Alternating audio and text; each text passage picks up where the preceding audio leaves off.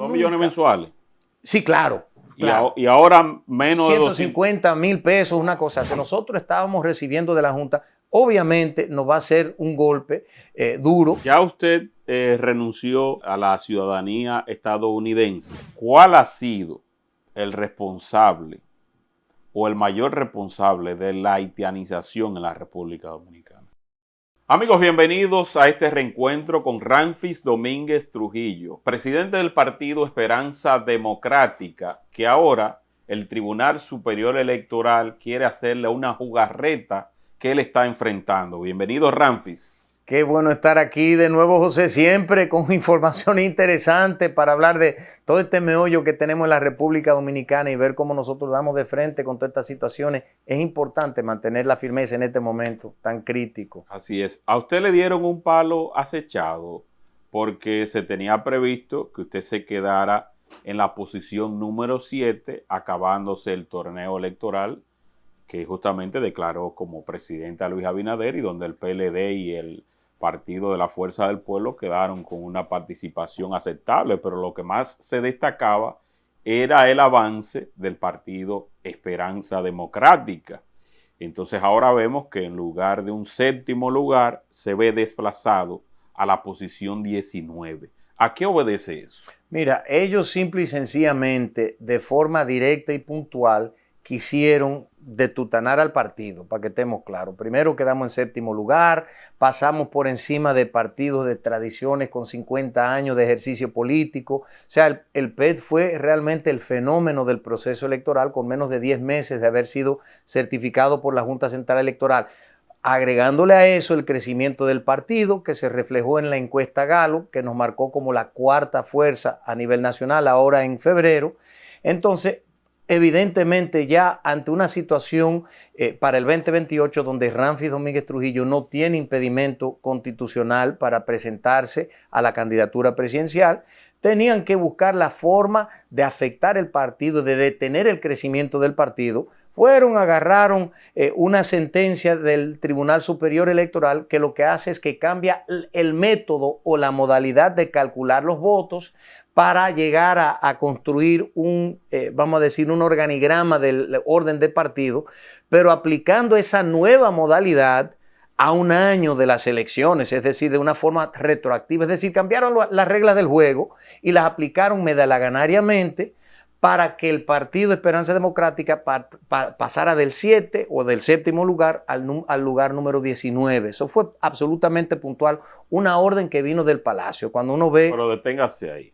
Una orden que vino del Palacio Nacional. Sin lugar a duda, porque si uno coge la instancia que presentó el partido original, que fue Alianza País, lo que estaba pidiendo era simplemente que le aplicaran constitucionalmente la favorabilidad por nivel, que era el mecanismo establecido que lo fue ratificado por el Tribunal Superior Administrativo en el 2021 y ratificado después por el Tribunal Constitucional, que le aplicaran la favorabilidad a nivel de las elecciones municipales. Eso fue lo que pidió el partido Alianza País.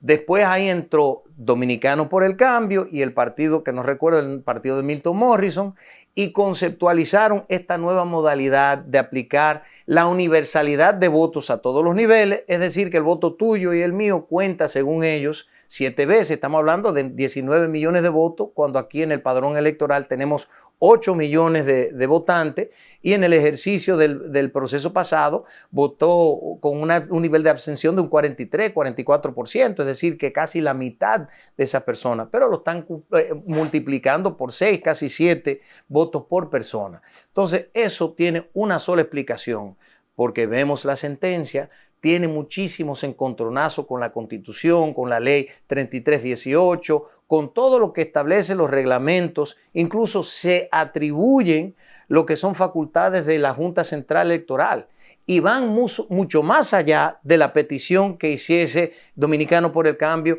y el partido de Milton Morrison, porque a final de cuentas, incluso dentro del grupo del 8%, por así decirlo, que está compartiendo los fondos de la Junta, metieron a movimientos comunitarios, movimientos locales, metieron a un partido recién formado que incluso no participó en los comicios, o sea, destutanaron el sistema de partido, pero todo puntualmente para hacernos daño a nosotros, que fuimos los que más afectados salimos de este mecanismo. ¿Y cuál es la intención? Bueno, José, si tú estás en la posición número 7, tú dices, oye, con un palo bien dado, pasan de 7 a primer lugar. Pero cuando tú ves un partido que está en el lugar número 19, tú dices, concho, es difícil que no es 19, pasaron al primer lugar. Esa sentencia, ese fallo, no tiene cómo sustentarlo jurídicamente ninguno de los jueces del Tribunal Superior Electoral. ¿Y quién está detrás de eso, Ron? Bueno, sencillo. Acuérdense que ahora están convocando el Colegio Nacional de la Magistratura para ver si cambian los jueces del Tribunal Superior Electoral o si se ratifican estos mismos 5 que en mi opinión se han completamente desacreditado por medio de esta sentencia y otras más, porque no es la primera vez. Incluso hay que entender algo. Remontémonos a las elecciones del Colegio Nacional o el Colegio Dominicano de Abogados. ¿Qué pasó ahí? Señores, el Tribunal Superior Electoral se tomó una atribución incluso que no era de su incumbencia, que fue meterse en temas de las elecciones de un colegiado, que ellos no tenían la facultad, de esa atribución no se la había conferido. Tomaron esa atribución para decir, no, mira, ganó Johan López las elecciones del Colegio de Abogados o Dominicanos de Abogados, cuando Vidal Trajano Potentini fue el ganador. ¿Qué hicieron ellos? Le quitaron la presidencia. Inmediatamente acudió Trajano Vidal Potentini al Tribunal Superior Administrativo y le dijeron, ustedes no tenían razón en meterse en eso.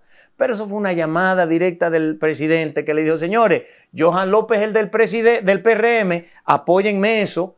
Y los del Tribunal Superior Electoral asumieron esa postura. Han habido numerosos fallos. En el 2024, para las elecciones, a nosotros no nos dijeron que no podíamos ser candidatos. La primera vez fallaron y nos mandaron para la Junta Central Electoral. ¿Y qué hicieron después? Nos pusieron una fecha para la próxima audiencia que superara ya el plazo que tenía la Junta establecida para la presentación de la candidatura. O sea que es una plataforma jurídica, se ha convertido simple y sencillamente en una herramienta del poder para simple y sencillamente imponer su voluntad, hacer daño a quien ellos entienden tienen que hacerle daño y a crear una estructura que va a favor de los lineamientos del partido oficial. O sea que esos jueces se han desacreditado completamente, se han descalificado para ser ratificados y nosotros entendemos que tenemos que buscar jueces serios porque tienen en sus manos el sistema electoral de la República Dominicana. No podemos permitir, el presidente dice que la justicia es independiente. Siempre hemos mantenido que no es así. Lo vemos en materia de corrupción, lo vemos en materia electoral, lo vemos en todos los sentidos en el funcionamiento de la infraestructura de gobierno. Pero ¿cuál es esa mano negra en el Palacio Nacional que a usted lo aplasta? Bueno, el presidente evidentemente tiene que estar al tanto de lo que está haciendo el consultor jurídico, que es Antoliano Peralta, porque todo este tema, señores, yo soy presidente de un partido aspirante, si Dios lo permite, a la presidencia de la República.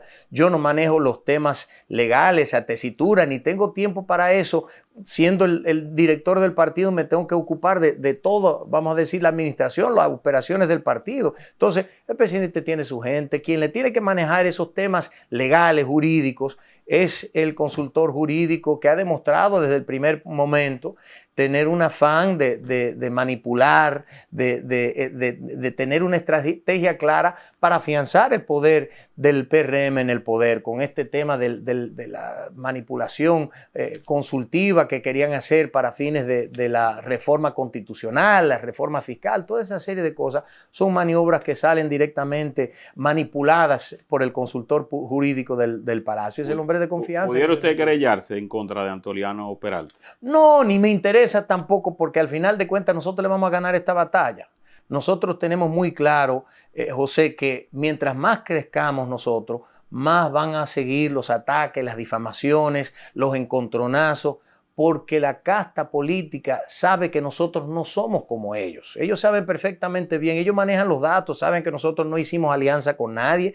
El único partido que no ha hecho alianza con absolutamente nadie, el único partido que se ha mantenido por encima de la casta política en el ejercicio, no manejamos ministerios, no tenemos personas nombradas en el gobierno, ni aspiramos a eso. Entonces nosotros no somos como ellos. Entonces hay que prepararse, como le digo a la gente, esto fue un golpe de bolsón, pero vienen mucho más a lo largo de este camino. Y ese avance que tuvo Esperanza Democrática, ¿se debió a la estructura del partido o a la efusión que provocó en algún momento Roque Espaillat? No, mira, incluso yo creo que eso quedó muy claro cuando Roque se desliga completamente del partido y nosotros absolutamente seguimos enfocados en estructurar todos los elementos dirigenciales. Nosotros viajamos incluso a la 1, a la 2, para poder concitar el apoyo que necesitábamos. La gente claramente estaban apoyando al partido y eso lo vimos incluso reflejado en la encuesta Gallup, que quedamos no en séptimo, sino en cuarto lugar como la fuerza nacional que promete para el 2028 transformar los estamentos del poder. Eso queda claro, incluso producto de ese gran apoyo al partido. Hay que entender que en la 1 y la 2, los candidatos nuestros, candidatos que no lo conocía nadie, quedaron en cuarto lugar. En Europa, en la tercera circunscripción, quedaron en sexto lugar. Un partido, señores, que no tenía ni 10 meses de certificado por la Junta Central Electoral. Es un gran fenómeno, pero demuestra que ya la gente, el cuño del PET, ya lo tiene todo el mundo en su mente. ¿Y cómo varía esto en términos de repartición de los fondos de la Junta? Pasar de la séptima posición al lugar número 19. Mira, yo siempre he dicho, y yo sé que ya nosotros no estamos dentro del grupo que comparte el 12%, que son 7 partidos, o eran 7 partidos, ahora son 5, salen beneficiados. Pero eso fue un dinero grande ahí entonces. Sí, claro, claro. ¿Cuánto? No recuerdo los números. Te puedo decir que el partido estaba recibiendo cerca de 2.500.000 pesos al mes o algo así, a cambio de ahora que no tengo claro, pero creo que pueden ser 200, 150, 200.000 pesos al mes. Pero yo ¿2 millones mensuales? Sí, claro. Claro. Y ahora menos de 150.000 pesos, una cosa así. Pero fue un golpe duro. No, fue un golpe de bolsón, pero yo siempre he dicho que nosotros estamos muy enfocados. Lo que nosotros estábamos recibiendo de la Junta, obviamente nos va a ser un golpe duro, porque nosotros tenemos un partido que aunque no tiene, vamos a decir, las condiciones económicas de un partido mayoritario, estamos compitiendo con los partidos mayoritarios, pero lo que recibíamos de la Junta era aproximadamente un 10, un 15% de los gastos del partido. Evidentemente hemos tenido que reducir, hemos tenido que vamos a decir, que significativamente valorar lo más importante en esta etapa para tratar de entrar en un proceso más austero. Y eso nos va a limitar en cuanto al ejercicio político, pero simple y sencillamente tenemos que ser inteligentes. Nosotros estamos acostumbrados a no recibir dinero alguno porque tenemos 13 años echando este pleito con recursos propios. Yo fui el primero que invertí desde el 2013 hasta el 2018 sin recibir un solo centavo. Y a partir de ahí hemos hecho las cosas a pecho y pulmón y lo vamos a seguir. Eso no nos va a detener. Y yo soy lo que entiendo que la Junta Central Electoral no debe darle dinero a los partidos políticos. Fui el primero que planteó eso en el 2013 y me mantengo firme. Ahora, si en este caso nos quieren retirar los fondos, que nos los retiren, yo no tengo problema, pero que se lo quiten al PLD, que se lo quiten a la Fuerza del Pueblo, que se lo quiten al PRM también, porque esos sí reciben el grueso, que es el 80% de lo que está destinado en el presupuesto para los partidos políticos. Yo entiendo que los partidos políticos tienen que aprender a mantenerse por sí solos. Sí, ya usted renunció a la ciudadanía estadounidense. Es correcto. Lo formalizó. Hoy día usted le puede decir a la sociedad de manera convincente que usted está hábil, porque es uno de los requisitos que tiene y que le puso la Junta Central Electoral para poder competir en el futuro torneo electoral. Hoy día usted le puede decir a esa sociedad que lo está observando en esta entrevista que usted está plenamente habilitado para las elecciones del 2028. Mira, nosotros tenemos la carta de renuncia. Incluso después del programa te la voy a enseñar. Envíemela para que entonces la podamos colocar aquí en full pantalla y que el público pueda valorar. No, te voy a decir por qué no no la podemos divulgar todavía, porque estamos justamente esperando depositar esa carta en el Tribunal Superior Electoral. Y los abogados nuestros nos han dicho, vamos a esperar a que nosotros ya hagamos ese proceso, porque fíjate, yo le enseñé la carta al presidente de la Junta, el presidente de la Junta me dijo, mira, con eso yo te tengo que certificar, ya con esas informaciones, pero no te puedo certificar hasta el 2027. ¿Por qué? Porque es cuando se abren oficialmente las candidaturas. Incluso me dijo, aquí pueden venir fulanito, sutanito y menganito. Me mencionó 3 de los presidenciables, como le dicen, del partido oficial. Y me dijo, y ellos me pueden pedir la información que sí pueden candidatearse. Y yo no le puedo contestar más que está porque ellos se encuentran en una condición similar a la suya, que son estadounidenses. No, para nada, sino okay. Simplemente como un ejercicio de ponerme el ejemplo. Me dijo, aquí puede venir cualquiera y pedirme información que si pueden ser candidatos y le tengo que contestar oficialmente que es extemporáneo porque la Junta no es una institución, un órgano consultivo. Me dicen, ya en el 2027, cuando se abran oficialmente las precandidaturas, yo sí te puedo decir, puede ser o no candidato. Pero usted no teme que ese plazo que ha jugado en contra suya en otras oportunidades, a usted le cierre el paso nueva vez. A mí yo no temo eso, yo le tengo terror a eso, que es por lo cual nosotros vamos a depositar esa carta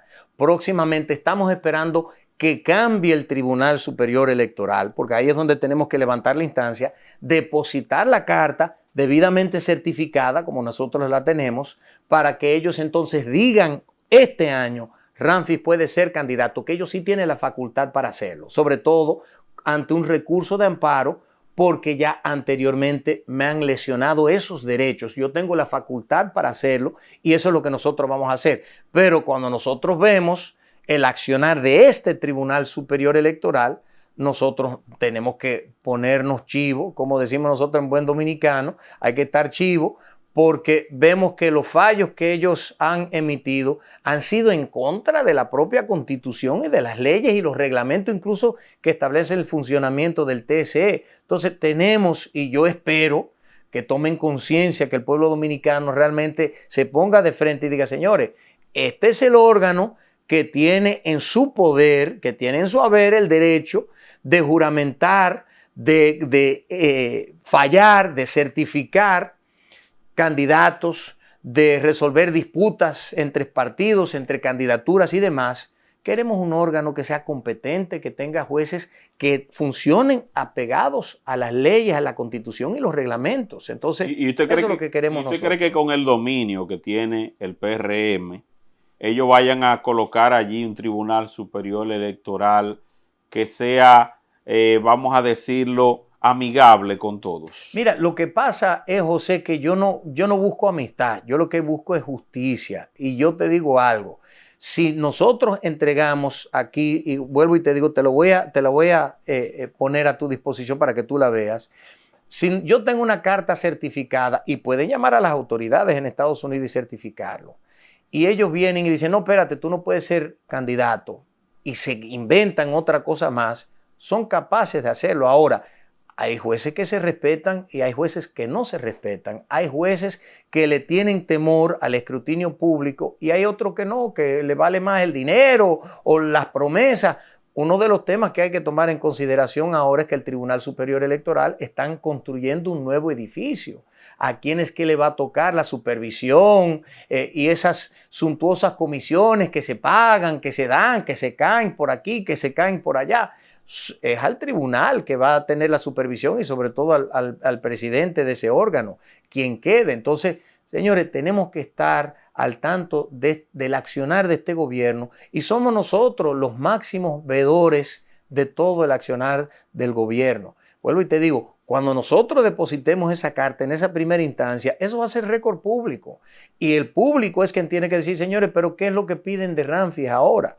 Ahora, vamos a ver si realmente el presidente actúa con conciencia y cambia estos jueces que han demostrado que no tienen la calificación para estar ahí. Y usted no es de los que aboga porque ese Consejo Nacional de la Magistratura sea mucho más democrático, que no sea únicamente el poder político, que sea la propia sociedad que depure los hombres y las mujeres que deben elegir a esos jueces y a esas juezas de las altas cortes. Nosotros siempre hemos sido partidarios de eso. Lo primero que nosotros propusimos hace muchos años, José, es que los jueces, vamos a decir de primera instancia, segunda instancia, que sean elegidos por el pueblo.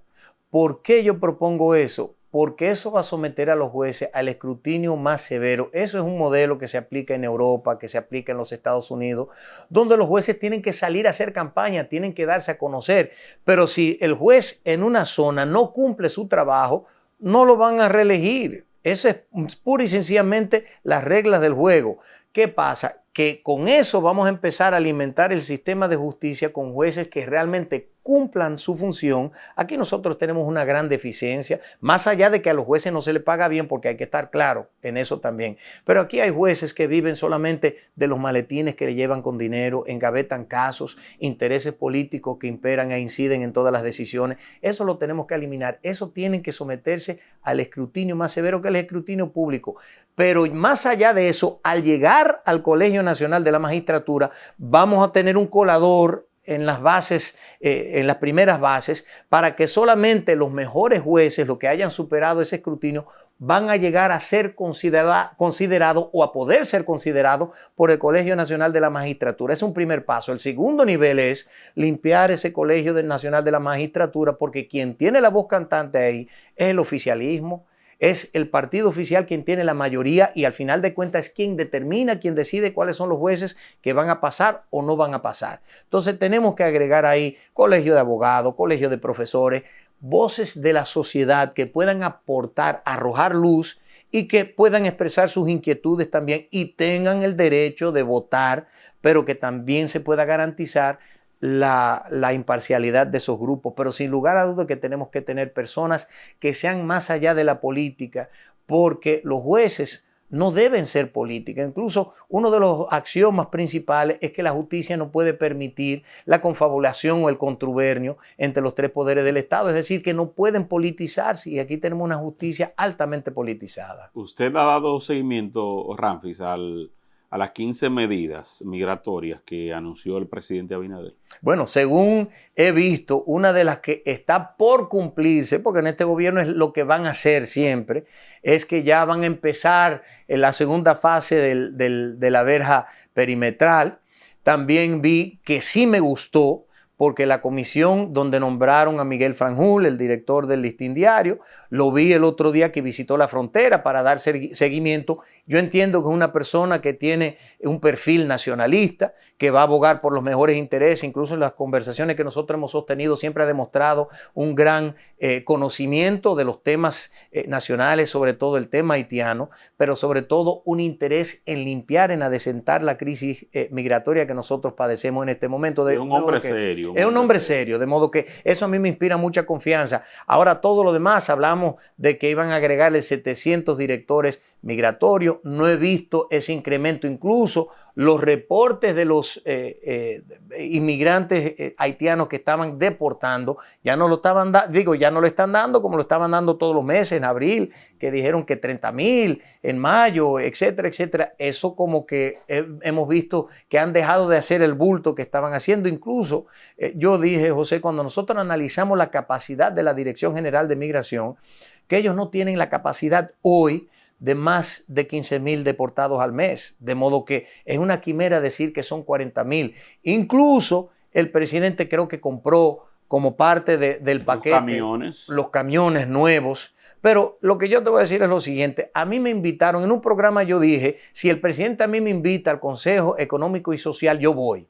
El presidente me invitó, tuvo la gentileza de invitarme al lanzamiento del Consejo Económico y Social. Y nosotros fuimos, pero nosotros le presentamos el plan migratorio del PED y de Ramfis Domínguez Trujillo, que se llama el Plan 27 de febrero, que incluso tiene un programa específico para desmontar la mano de obra haitiana aquí en el país, porque nosotros hemos dicho, si tú me permites, que aquí hay entre 500 y 600,000 empleados informales haitianos, que nosotros tenemos que formalizar esos empleos y que al formalizar esos empleos vamos a generar impuestos por medio de la carga impositiva que nosotros aplicamos a los diferentes renglones de la sociedad y de la productividad nacional. Entonces, que esos recursos que vamos a percibir, que lo podemos usar incluso para ayudar al sector empresarial a paliar la diferencia en el salario que le tienen que pagar a un dominicano versus un nacional haitiano. O sea, que indirectamente usted favorece la regularización que se está promoviendo de los empresarios. No. Yo estoy diciendo formalizar esos empleos con dominicanos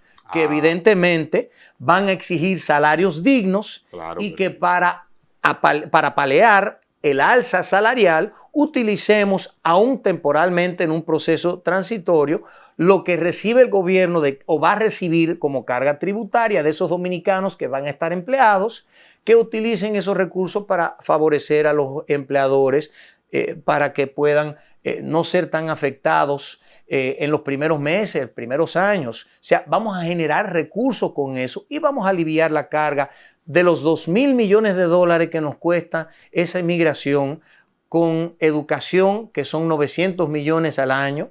Perdón, salud, 900 millones al año, educación, son 500. 1.024 millones en el 2024. No, pero solamente en salud. Son más en salud. Parturientos. Correcto. Parturientos. Correcto. Que yo, por eso digo yo, 900 millones de dólares, 1.000 millones de dólares, pero tenemos 500 millones en educación, dicho por el propio canciller. Encima de eso tenemos 300 millones en alimentación. Si agregamos todo eso, estamos hablando de cerca de 2.000 millones de dólares sin tomar en cuenta lo que nos cuesta en materia de interior y policía, o sea, Fuerza Castrense, Policía Nacional, claro, sí, darle frente a esos actos delictivos.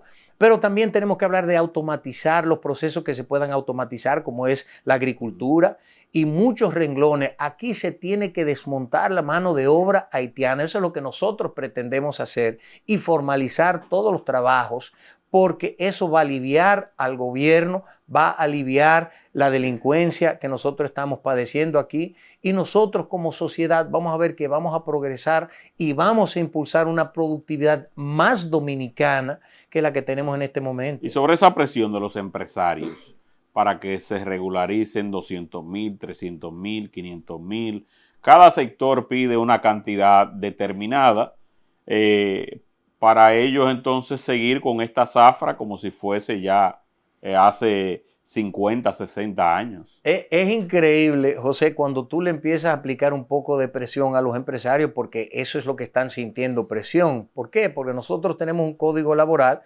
que establece el régimen de 80-20, que implica que 80% de cualquier empresa aquí tiene que ser mano de obra dominicana y 20% de cualquier parte del mundo, no solamente de Haití.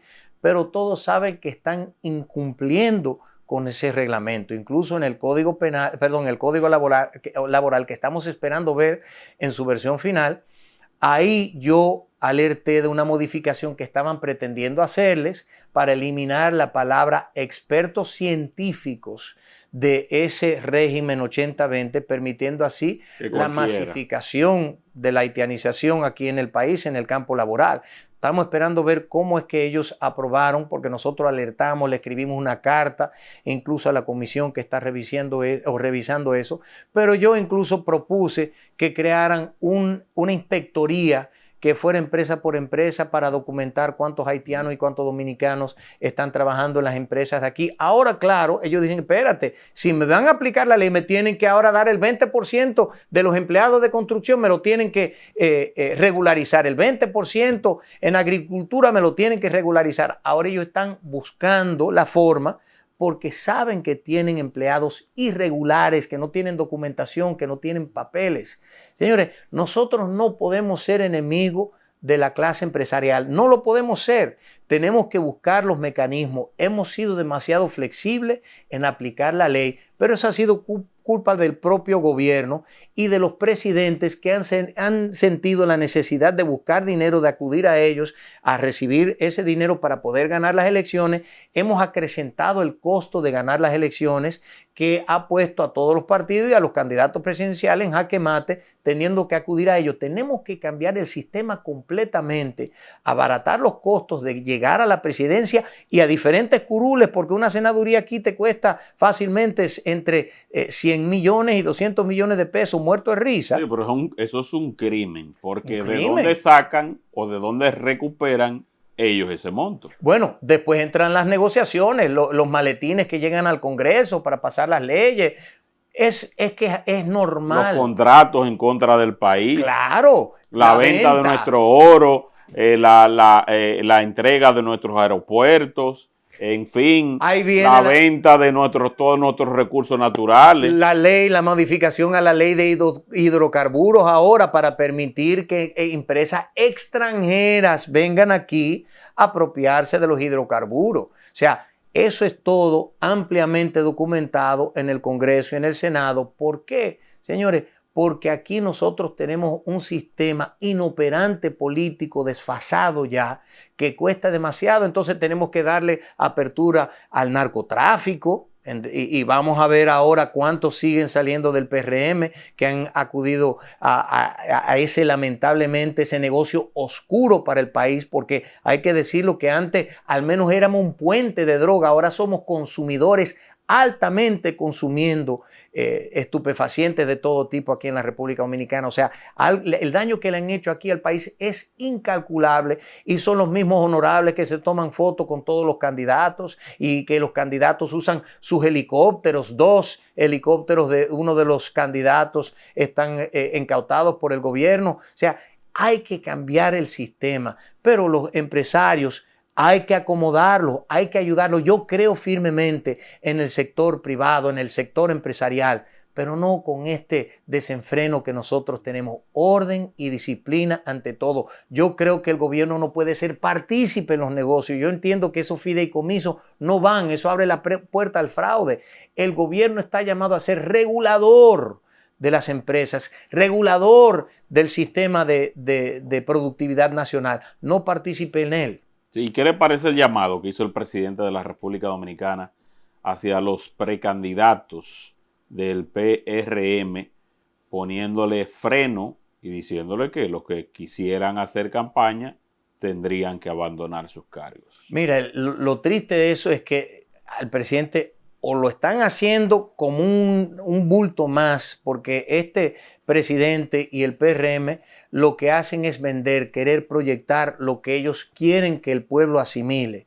Pero la realidad es que a la semana o a los días de esas aseveraciones del presidente, los precandidatos andaban haciendo campaña. La diferencia es que no tenían la participación de los medios, no estaban jactándose por todas las redes, pero las actividades se están realizando con el mismo ímpetu que antes del presidente expresarse de esa forma. Ahora, ¿por qué lo hizo el presidente? Porque se le ha ido la mano a los precandidatos. Aquí hay candidatos o precandidatos que están valiéndose de su poder dentro de un ministerio con todos los recursos habido y por haber para montar actividades. Señores, a mí me dan $1 millón de pesos para hacer una actividad. Hermano, yo te hago una actividad con 20,000 gente.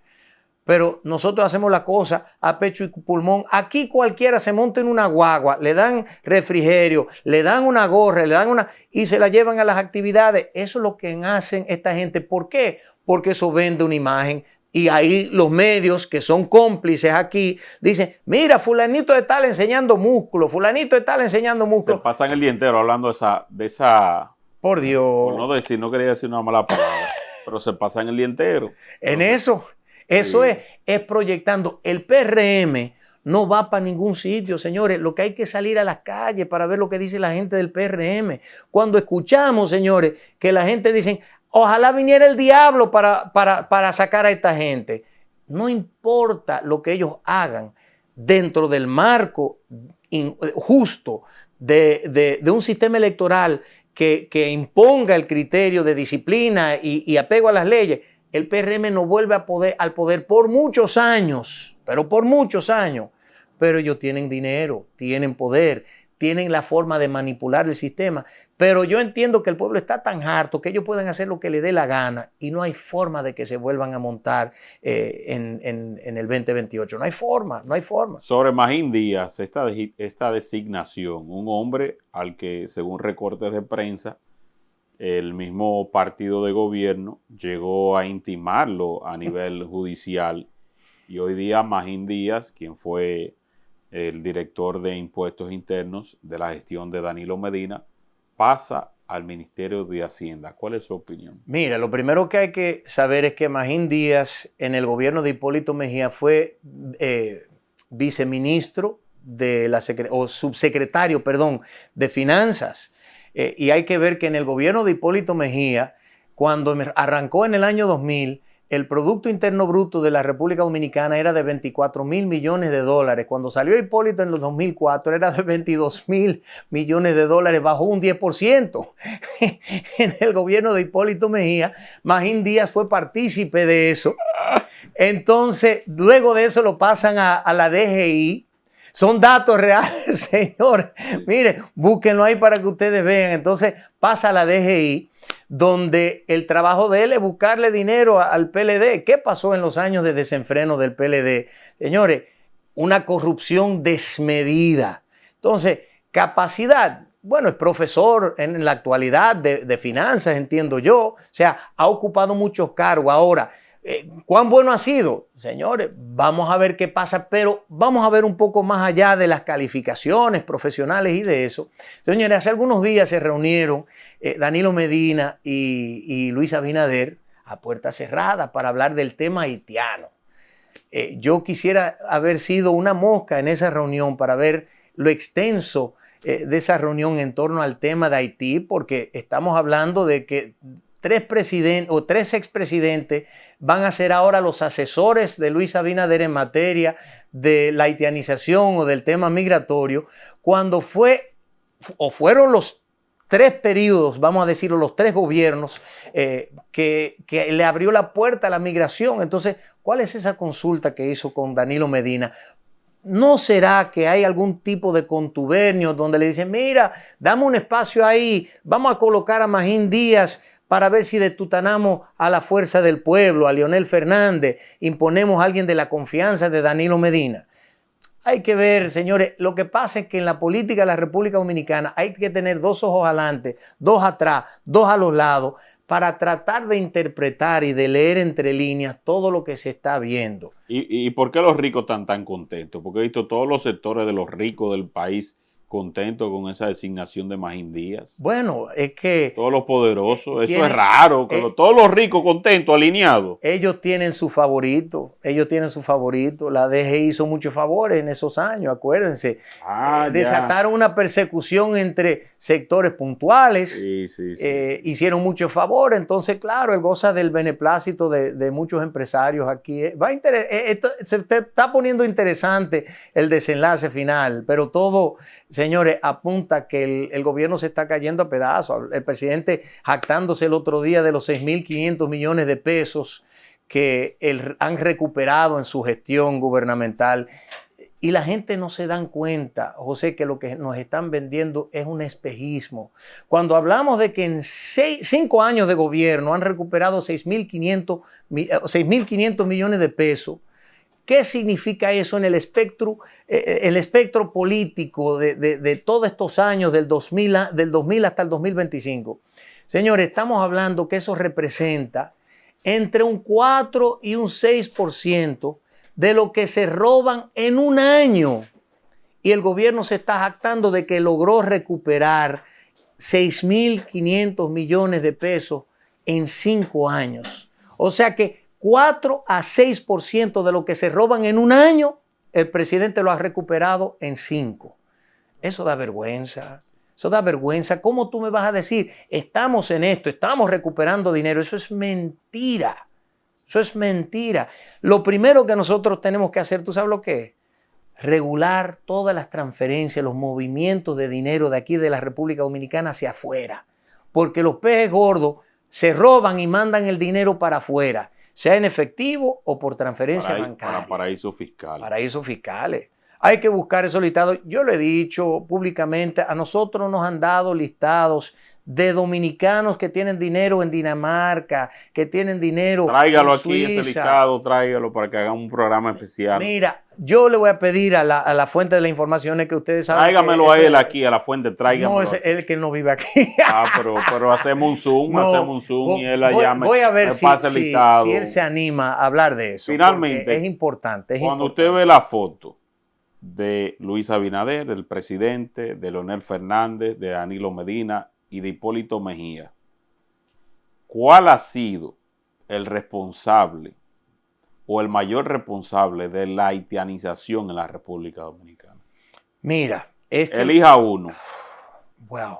Yo tengo que decir, en ese caso, Leonel Fernández, sin lugar a duda. En el 2004 es que se abrieron las puertas de par en la frontera para permitir esa migración. Digo, Hipólito no es exento tampoco de culpa porque en su gobierno entraron muchos ilegales haitianos, pero todavía quedaba el remanente. Hay que acordarse que quien le levantó la mano a Leonel Fernández en el 1996 fue Joaquín Balaguer, que fue el último que mantuvo eso a raya, mantuvo a los haitianos a raya, mantuvo la frontera herméticamente sellada. Y en esos primeros 4 años que la gente decían, bueno, mira, ha sido moderado el gobierno, es verdad, se mantuvo mucha de la política, consultaba mucho con el presidente Joaquín Balaguer, el PLD y Leonel Fernández también. Y en el 2000 es que también mantiene Hipólito una relación muy estrecha con el presidente. El presidente Balaguer muere en el 2002. Y ahí como que se desligan de esa política fronteriza que se había aplicado desde Trujillo, desde el 61. Y ahí entonces viene el desenfreno. Sí. Ahí viene el desenfreno. Ahí viene el contubernio con el Partido Demócrata de los Estados Unidos en el 2004 también. La imposición, ahí viene el terremoto de Haití que desata por completo ese desenfreno migratorio producto de los intereses de Hillary y Bill Clinton, que se robaron a 2 manos el dinero que le habían mandado para ayudar a Haití. Porque vamos a hablar claro, no es que Haití era un país civilizado, pero más civilizado que antes del terremoto sí lo era. Ahí se destutanó por completo el sistema y quedó sumergido en un caos colectivo del cual nunca se ha podido recuperar. Y los principales responsables fue la Fundación Clinton. Y ahí hay un libro de Albert Schweitzer que se llama Clinton Cash, que siempre lo recomiendo, porque ahí habla de ese robo ciclópeo de los Clinton en Haití. Y eso hay que verlo, eso es lo que nos ha perjudicado a nosotros, pero a su vez los demócratas de Estados Unidos han asumido esa línea a favor de la apertura fronteriza a cambio de mucho dinero, porque eso va de la mano del incremento de los préstamos a la República Dominicana, sabiendo que compromete nuestra soberanía. Hasta ahora, que fíjese qué coincidencia que llega Donald Trump y ahí mismo le dicen a Luis, mira, ustedes no tienen ninguna capacidad crediticia, ya ustedes están consumiendo el 26% del presupuesto anual en pago al crédito o los intereses de la deuda. Ustedes necesitan una reforma fiscal si ustedes quieren seguir tomando prestado, necesitan incrementar, ensanchar los ingresos del gobierno. Qué coincidencia que ha sido así y que le han bajado línea, le han dicho, hagan lo que tengan que hacer con la política migratoria. Amnistía Internacional yo lo hubiese sacado aquí hace tiempo. Pero todas esas ONG también, o sea, todas esas ONG para afuera, yo le hubiese retirado los fondos. Claro. Si hiciera una auditoría aquí a lo que hacen esas ONG, muchos sepulcros blanqueados quedarían al descubierto. Totalmente muchos atracadores del erario que están por ahí. Pero ya le quitaron los fondos, gracias a Dios, a la USAID. Gracias a Dios que eliminaron eso para darle paso realmente a que la ayuda sea directamente de gobierno a gobierno. No me quería ir sin destacar lo siguiente. Ayer el Tribunal Constitucional se pronunció respecto a una solicitud que estaban haciendo unos grupos satánicos de la República Dominicana para permitir que se celebraran rituales de vudú aquí en el país, y yo desconocía que su abuelo, el dictador Rafael Leónidas Trujillo, había implementado una ley para que eso no se diera. Y a la sociedad, a lo mejor algunos se puedan sentir mal, pero yo quiero agradecer que eso existiera y quiero agradecer al Tribunal Constitucional que rechazara también esa petición. El que quiera ir a celebrar su ritual de vudú tiene al lado Haití y se va ya directamente en Haití porque somos una nación cristiana. Es que eso va en contra de los fundamentos de nuestra nación. José, yo lo he dicho claramente, lo mismo que dice el presidente Trump en Estados Unidos. Los musulmanes no fundaron este país. Ustedes tienen su país. ¿Están en contra de nuestra religión? Váyanse para su país. Cada país goza de una soberanía que le permite tomar decisiones para agradecer, para favorecer y para implementar medidas que vayan en aras de la mayoría de la colectividad. Nosotros aquí somos un país cristiano y no le podemos abrir la puerta al vudú ni otra religión que atente en contra de ese estandarte de nuestra dominicanidad. Es el único país que tiene en su centro la Biblia. Es el único país que fue enarbolado desde su primer momento con ese gran víctor de Dios, patria y libertad. Dios primero, después la patria y después la libertad de todos los dominicanos, pero Dios primero. Así es. Así que el que quiera hacer sus rituales de vudú, cruza directamente para Haití y allá lo celebra sin ningún problema y se puede quedar por allá en Haití también. Que usen la guagua nueva que compró el presidente, que a ver si lo llevan allá con aire acondicionado. Con aire acondicionado. Así que gracias, Ramfis. Gracias, José. Gracias. Al público que comparta este contenido y nos vemos en la próxima entrega. Bye, bye.